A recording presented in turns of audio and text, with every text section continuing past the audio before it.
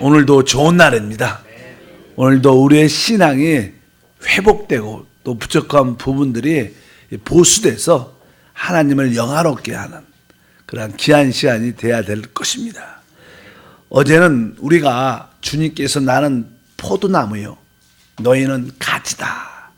그래서 그리스도의 생명으로 이 포도나무와 가지가 유기체로 하나가 되는 것처럼 그가 주님과 우리의 관계가 생명이란 그리스도로 말미암아 하나님과 우리 모두가 하나 됐다는 그런 인식이 우리 가운데 있어야 된다, 이런 말씀을 나눴습니다.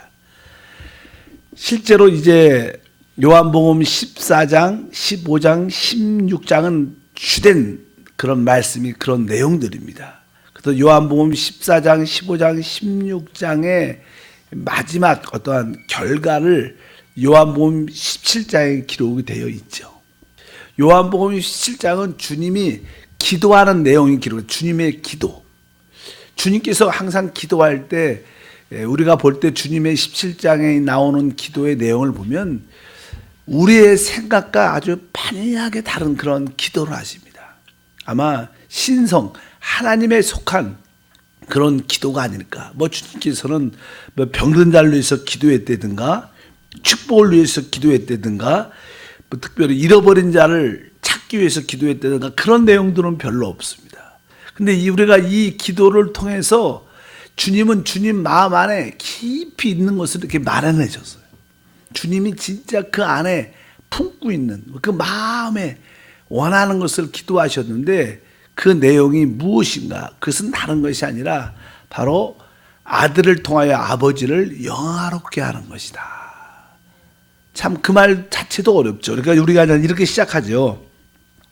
17장 우리 1절을 보면 17장 1절을 보게 되면 먼저 볼까요? 17장 1절을 보면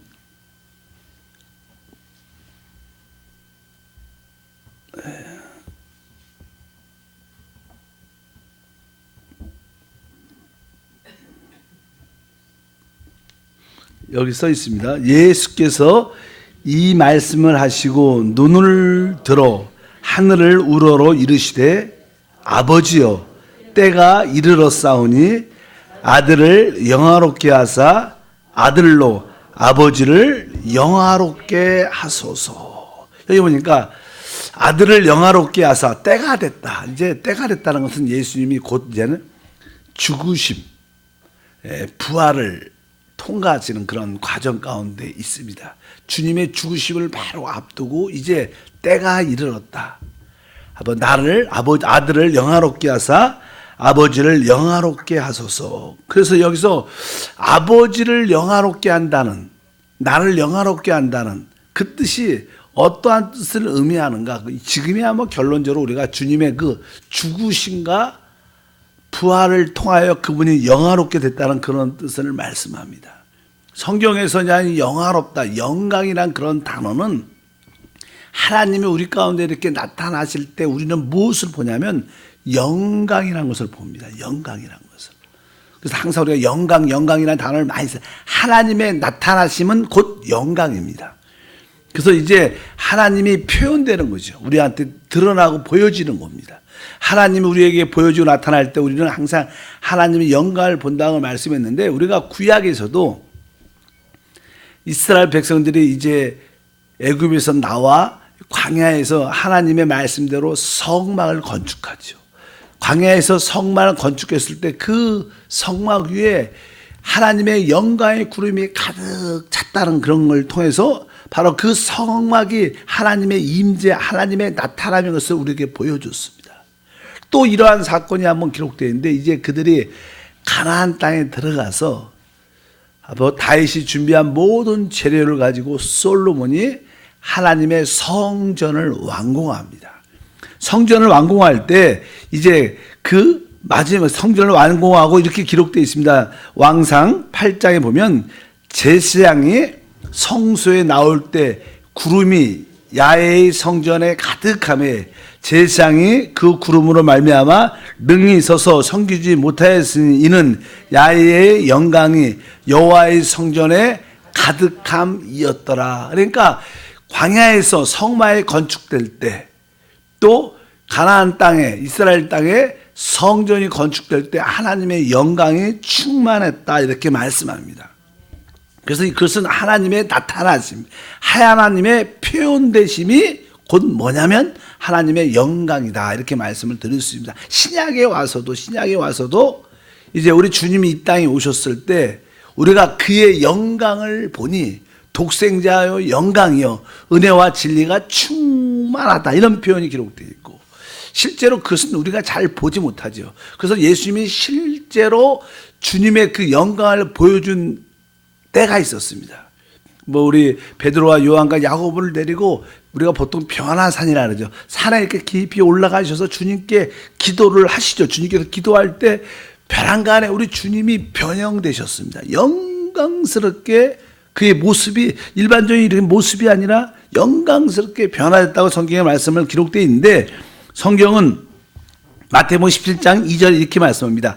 그들 앞에서 변형되사 그 얼굴이 해같이 빛나며 옷이 빛과 같이 씌어졌더라. 바로 그분의 영광이 잠시 보여줬다는 거예요.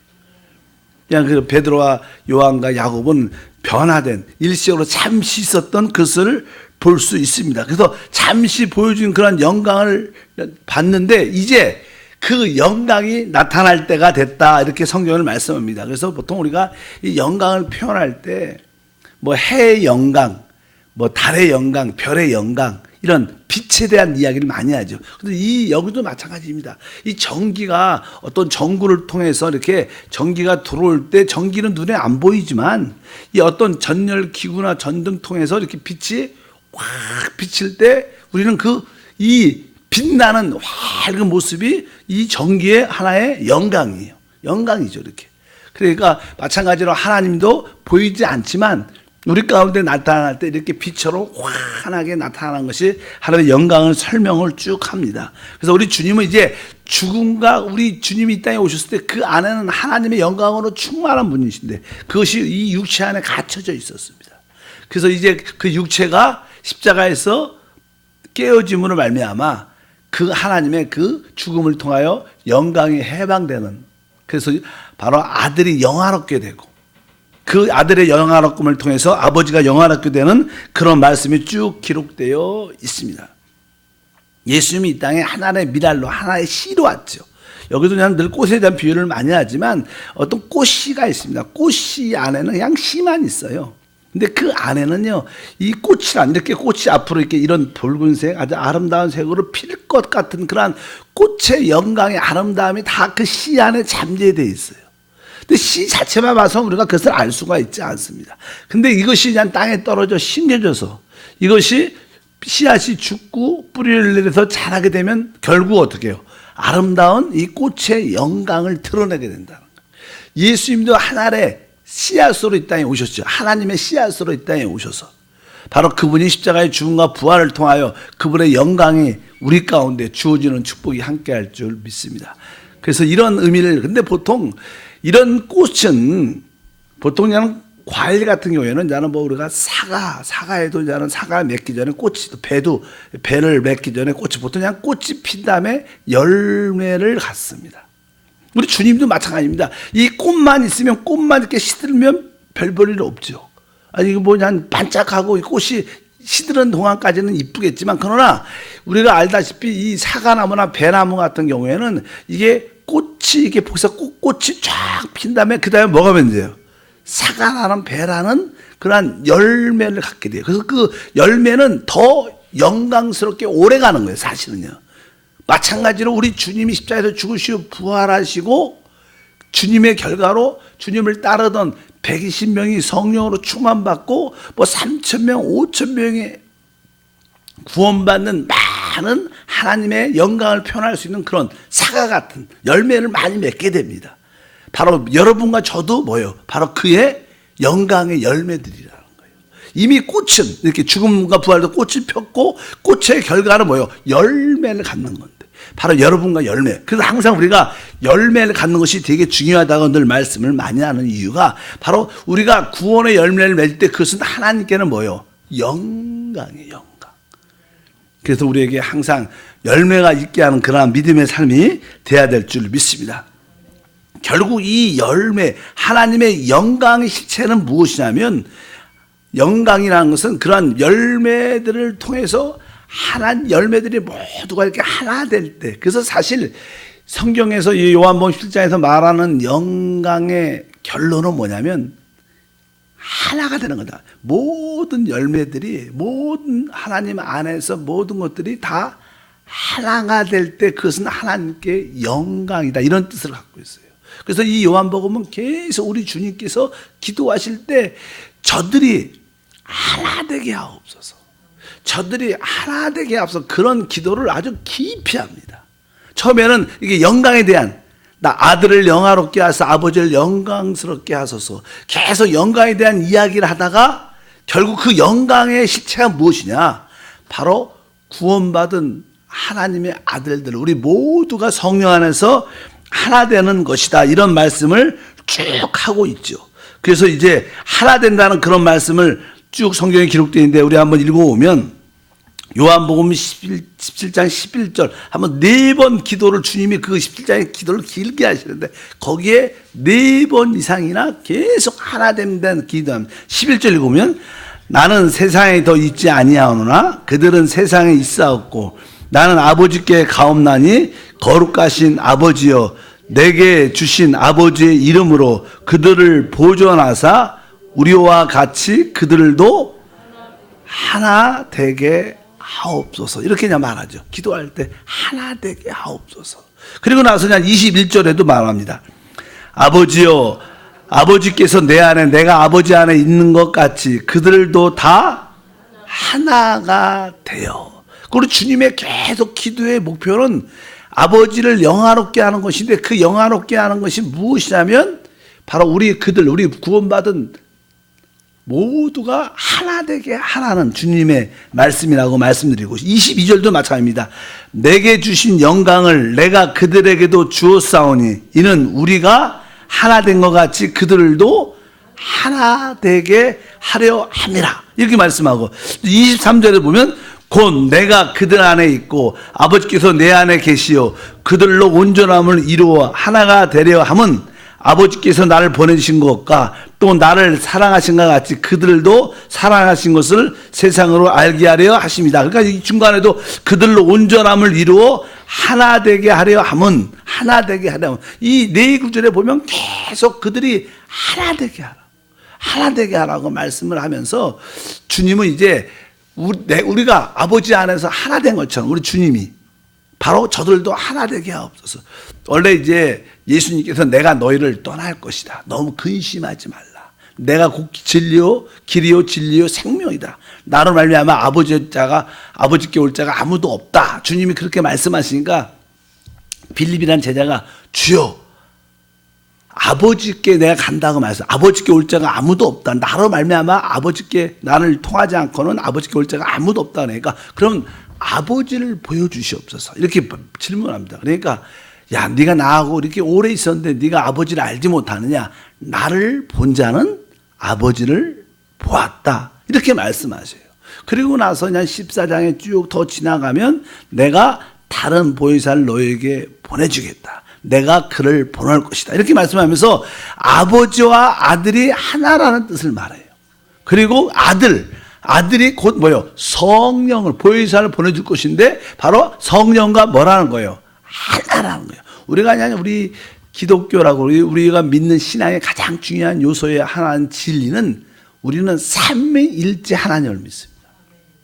그분은 사실 아버지, 아들, 영이신 하나님이신데 그분이 한 분이라는 거예요. 그 우리 생각으로 이해가 잘 안 가요. 우리 하나님은 아버지 하나님, 아들 하나님, 성령 하나님이시지만 그분은 한 분이라는 거예요. 이 뜻은 무슨 뜻이냐면, 항상 아버지가 올 때는 그 안에 아들과 성령도 있다는 뜻이요. 예수님이 이 땅에 오셨을 때는 예수님만 달랑 오신 게 아니고요. 그러죠. 아까 빌립한테 나를 본 자는 아버지를 보았고 아버지가 내 안에, 내가 아버지 안에 있어서 내가 알지 못하느냐.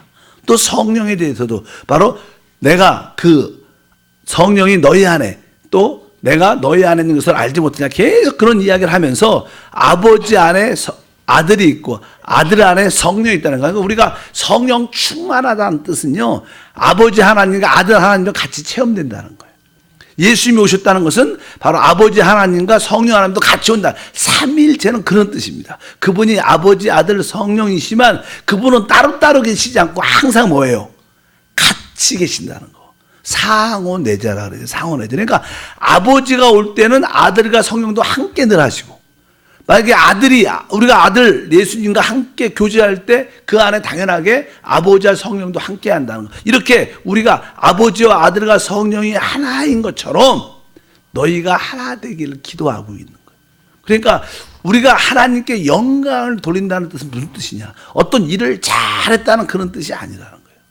우리가 하나님께 영광을 돌린다는 뜻은요, 우리 믿는 여러분과 저와 우리 모든 한세 성도들이 하나됨을 지킬 때 이것이 아버지를, 아들을, 성령을 영화롭게 한다는 거예요. 하나님의 마음에 가장 깊은 곳은 그거를 갖고 있어요. 다른 것을 기도하지 않죠. 바로 아버지와 우리가 하나인 것처럼 저들도 어떻게 하나 되게 하옵소서. 그래서 교회 안에서 나는 늘 그런 얘기를 많이 하죠. 우리가 하나됨을 이루어야 된다. 이 교회가 영적으로 성장하고 성숙해야지 모든 성도들이 한 마음, 한 뜻, 한 목표를 향해서 갈 수 있어요. 종종 우리 김경성 목사님이 종종 그렇게 이야기를 이렇게 간증할 때 보면 그런 얘기를 해요. 뭐 아버님도 목사고 아버님이 목사였기 때문에 개척을 이렇게 이곳저곳에서 많이 몇 번 하셨대요. 그래서 아들이니까 이제는 또 이렇게 주의 종 사역자로 쓰임 받고 이런 마음이 있었기 때문에 늘 아버지의 목회를 많이 도와서 일을 했대는데, 근데 자기가 이 한세 교회를 요즘에 와서, 뭐 처음부터 그렇지 않아요. 요즘에 와서 느끼는 것은 어떻게 모든 성도들이, 교구 식구들이 한 마음을 갖고 한 뜻과 한 방향으로 가는지 참 그것이 자기는 마음에 놀랍다. 뭐 이건 뭐 담임 목사가 하는 것도 아니에요. 그래서 하나님이 하시는 일이에요. 하나님이 참된 교회를 이끌어갈 때 모든 성도들이 진짜 하나 안에서 한 목표를 향해서 한 뜻을 향해서 하나님 영광을 위해서 기쁨으로 하나가 된다는 거예요. 이것이 성경에서 말하는 하나님의 하나의 목표입니다. 그럴 때마다 뭐예요? 우리 모두가 하나 될 때 누가 표현되는 거예요? 하나님이 나타나시고 하나님의 영광이 드러나시고 하나님의 간증이 되는 줄 믿습니다. 오늘 요한복음 17장에서 핵심적인 요소는 그겁니다. 주님이 이제 영화롭게 된다는 그런 기도를 해요. 어떻게 아버지가 영화롭게 될 수 있는가? 영광을 받으시는가? 그것은 바로 우리 모두가 하나 될 때 하나님은 영화로움을 받으신다. 이것이 하나님의 목표고, 우리가 하나 될 때 거기에 하나님의 표현과 나타난가, 하나님의 영광이 드러남을 볼 수 있을 것이다. 그래서 여러분들도 봉사하면서 교회 생활하면서 뭐 교구에 속하든 기관에 속하든 일단 우리가 같이 예배할 때 우리 모두가 하나임을 확신할 때마다 우리 안에 계신 그 성령이 기뻐하시고 우리에게 해방과 축복과 능력을 더하실 것을 확실히 믿습니다. 그러니까 하나의 영광은 고요, 하나됨을 의미한다. 그러니까 영광이라는 것은, 하나님께 영광 돌리는 것은 우리 모두가 하나됨 안에 들어올 때 그것은 정확하게 하나님께 영광돼요. 우리 생각하고 하나님 생각과 많이 달라요. 우리는 하나님께 일을 멋있게 크게 부흥시키고 뭘 잘해야지 하나님을 기쁘시게 할 거라는 잘못된 생각을 갖고 있어요.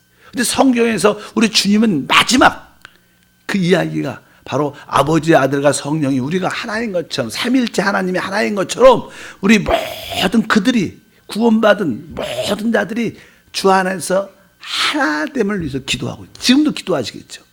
여러분 모두가 다른 성도들과 지체들과 하나 되기를 바랍니다. 근데 사실 그게 뭐예요? 교회죠. 교회는 그리스도의 몸이죠. 이 몸은 뭡니까? 생명으로 이루어진 유기체로서 하나입니다. 내 몸이 정확하게 뭐예요? 모든 지체들이 뭐요? 하나님의 생명으로 연결돼서 하나인 것처럼 바로 우리 모두가 하나이다. 이 하나됨 안에 우리가 들어올 때 하나님께서 영광을 받으시는 거고 하나님의 나타남이 있는 줄 믿습니다. 우리 주님은 17장에 계속 그 기도를 하죠. 이런 기도는 실제로 우리 일반적인 인간적인 우리의 생각으로 지력으로 이해가 잘 안 가는. 17장 기도를 읽어보면 쉽지가 않습니다. 무슨 말인지 잘 몰라요. 이해하기가 쉽지 않습니다. 결론만 대야 주는 거예요. 결론. 저도 오랫동안 읽어도 결론은 그거구나. 하나님께 영광을 돌린다는 게 무엇인가? 그것은 바로 우리 모두가 정말 성령 안에서 하나 되는 것이구나. 그렇다면 어떻게 우리가 하나 될 수 있냐는 거예요. 하나 될 수 있는 길은 여기에 설명을 쭉 합니다. 네, 보면 이제 제일 먼저 우리 한번 하나님 말씀을 한번 읽겠습니다. 하나님 말씀은 첫 번째, 아까 읽었지만 17장 2절에 보면 여기에 아버지께서 아들에게 주신 모든 사람에게 영생을 주게 하시려고 만민을 다스리는 권세를 아들에게 주셨음이로다. 그러니까 나는 아버지께서 우리 아들에게 어떠한 권세를, 영생, 하나님의 생명을 나눠줄 수 있는 권세가 있어요. 그래서 우리가 아들을 믿으면 다 영생을 얻는 거예요. 우리 예수님이 갖고 있는 권세는 뭐냐면 바로 아버지의 생명, 영생을 줄 수 있는 그러한 권세가 있다. 이렇게 말씀을 합니다. 근데 그 뒤에 11절에 보면 나는 세상에 더 있지 아니하고 그들은 세상에 있사옵고 나는 아버지께 가옵나니 거룩하신 아버지여 내게 주신 아버지의 이름으로 그들을 보존하사 우리와 같이 그들도 하나 되게 하옵소서. 여기 보면 나는 하나 되게 하는 이유가 뭐냐면 뭐예요? 내게 주신 아버지의 이름으로 그들을 보존하사. 그러니까 우리가 하나님의 그 영생, 생명을 갖고 있을 때 아버지의 이름으로 하나 될 수 있다는 거예요. 우리는 아버지의 이름으로, 아버지의 이름이라는 건 따라갈까요? 아버지의 이름. 우리가 아버지를 가질 수 있는 이유, 우리가 아버지라 부를 수 있는 이유는 단 하나예요. 왜요? 아버지가 우리를 낳으셔야 돼요. 우리가 그래야지 아버지, 다른 분은 다 아저씨예요. 다 그렇지만 아버지는 그분이 나를 낳아야지만 아버지예요. 아버지의 이름 하면 뭐예요? 아버지의 뭘 가진 거예요? 생명을 가져야지만 아버지 이름을 가진 거예요. 그러니까 우리는 아버지의 이름은 아버지의 그 생명에 하나님의 생명으로 말미암아 아버지 이름을 가질 때 우리가 진짜 가족들도 그렇잖아요. 자녀들은 이렇게 어떤 일이 생길 때 다른 집안과 다른 사람들과 이웃과 문제가 있을 때 가족은 뭐예요? 하나가 되죠. 왜? 우리 가족이니까 같은 피를 갖고 같은 이름을 가졌기 때문에. 그래서 바로 우리가 아버지의 이름으로만이, 그러니까 내가 아버지의 생명을 가진 아버지의 이름을 가졌구나. 여러분들도 아버지의 이름을 가졌습니다. 그걸 여러분들이 서로 인식할 때 우리는 당연하게 우리가 같은 생명을 가졌구나. 우리가 같은 아버지를 가졌구나. 그러니까 뭐예요? 당연하게 하나 될 수 있다는 거예요. 한번 따라할까요? 우리는 같은 생명을 갖고 같은 아버지를 가졌다.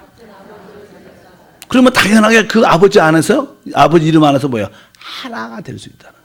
우리는 다르게 하나가 되지 않습니다. 두 번째는 이제 우리가 하나 될 수 있는 말이 14절부터 길게 기록되어 있습니다. 한번 읽어볼게요. 내가 아버지의 말씀을 그들에게 주었사오매 세상이 그들을 미워하였사오니 이는 내가 세상에 속하지 아니한 같이 그들도 세상에 속하지 아니함으로 인함이나이다. 내가 비옵는 것은 그들을 세상에 데려가기를 위함이 아니, 세상에서 데려가기 위함이 아니요 다만 악에 빠지지 않게 보존하기 위함이니이다. 내가 세상에 속하지 아니한 같이 그들도 세상에 속하지 아니하였사옵나이다. 그들을 진리로 거룩하게 하옵소서. 아버지의 말씀은 진리니이다. 아버지께서 나를 세상에 보내신 것 같이 나도 그들을 세상에 보내었고 또 그들을 위하여 내가 나를 거룩하게 하오니 이는 그들로 진리로 거룩함을 얻게 하려 함이니이다. 내가 비옵는 것은 이 사람들만 위함이 아니요 또 그들의 말로 말미암아 나를 믿는 사람들도 위함이니 아버지여 아버지께서 내 안에 내가 아버지 안에 있는 것 같이 그들도 다 하나가 되어 우리 안에 있게 하사 세상으로 아버지께서 나를 보내신 것을 믿게 하옵소서. 여기도 보면은 다 하나가 되어 이런 표현인데 여기서 주된 것은 세상에 대한 이야기입니다. 바로 자기가 우리 예수님이 내가 세상에 왔지만 세상에 속하지 않다는 거예요. 여러분 우리들도 이 땅에 세상에 왔지만 우리는 세상에 속한 사람이 세상과 구별돼야 된다는 거예요. 근데 우리가 어떻게 세상과 구별될 수 있는가? 오늘 말씀의 핵심은 바로 다른 게 아니라 위에 보면 진리란 말씀을 하죠. 바로 19절에 또 그들을 위하여 내가 거룩하게 하오니 이는 그들로 진리로 거룩함을 얻게 하려 합니다. 그러니까 그 진리가 하나님 말씀이죠. 그러니까 우리는 하나님 말씀으로 세상과 구별돼야 된다는 거예요. 우리가 세상과 있으면 세상 사람화 되죠. 그러나 우리는 세상에 속하지만 세상에 속하지 않아야 되는데 바로 하나님 말씀 진리로 우리가 하나 될 수 있는 길을 열어요. 여러분들이 하나 되려면 진리, 하나님 말씀으로 여러분들이 구별돼야 될 줄 믿습니다. 그래서 우리가 내가 말씀으로 충만할 때 세상과 구별되는 힘을 갖게 돼요. 여러분들이 이렇게 늘 아침에 여러분들은 점점점 새벽 예배 또 말씀 이렇게 기도하다 보면요 하나님 말씀을 통해서 점점점 세상과 구별되게 되고 하나님 안에서 하나님과 하나 되는 축복과 은혜를 갖게 될 줄 믿습니다. 그래서 두 번째 하나가 될 수 있는 길은 바로 진리로 거룩해지는데 그 진리가 곧 하나님 말씀이다. 그래서 우리가 하나님 말씀으로 우리가 늘 충만하면 세상과 구별돼서 바로 우리가 서로 하나님 안에서 하나 될 수 있는 그런 은혜와 축복이 함께 할 줄 믿습니다. 마지막에 또 뒷부분에 22절과 23절 읽으면 내게 주신 영광을 내가 그들에게 주었사오니 이는 우리가 하나 된 것 같이 그들도 하나 되게 하려 합니다. 여기도 보면 우리가 하나 되게 한다는 이유가 그 22절 뭐라 했어요? 내게 주신 영광을 내가 그들에게도 주었다. 그러니까 우리 예수님이 구원받은 우리에게도 뭘 줬다는 거예요? 아버지의 영광을 줬다는 거예요. 아까 말하지만 우리 아버지는 그분의 생명과 본성을 갖고 있어요.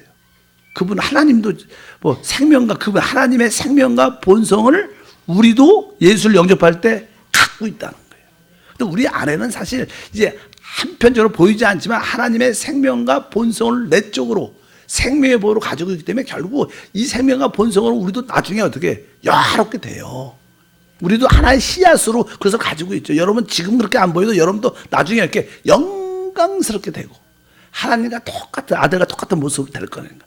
바로 우리가 하나 될 수 있는 이유는 바로 하나님의 영광을 주었다. 영광은 바로 하나님의 생명과 본성을 우리 모두가 다 동일하게 갖고 있다는 거예요. 바로 여러분에게도 하나님의 영광인 하나님의 생명과 본성이 여러분 안에 이미 들어와 있어요.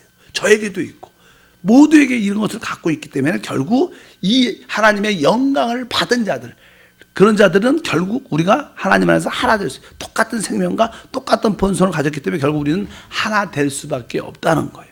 근데 여기에 보면 주님께서 기도할 때 하나 될 수 있는 길은 다른 게 아니라 바로 아버지의 이름으로 또 진리의 말씀으로 또 하나님이 주신 그 영광으로 말미암아 우리가 하나 될 수 있다. 이 말씀 17장이 그렇게 쉬운 말씀은 아닙니다. 그래서 잘 안 읽어요. 이 기도를 하셔도 읽어봐도 잘 모르겠어요. 그러나 이런 가장 핵심적인 하나님을 영화롭게 한다는 것은 우리 모두가 하나 되는 것이다. 그럴 때 하나님의 표현과 간증이 어떻게 하나 될 수 있는가? 내가 아버지의 이름을 가졌구나. 그분이 나에게 진리의 말씀으로 세상과 구별시키는구나. 또 그분이 우리에게 주신 그 영광으로 말미암아 우리는 다 서로 하나 될 수 있구나. 이것을 우리가 빛을 받아 깨닫게 된다면 하나님을 가장 기쁘게 하는 일꾼이 될 것을 믿습니다. 하나님 감사.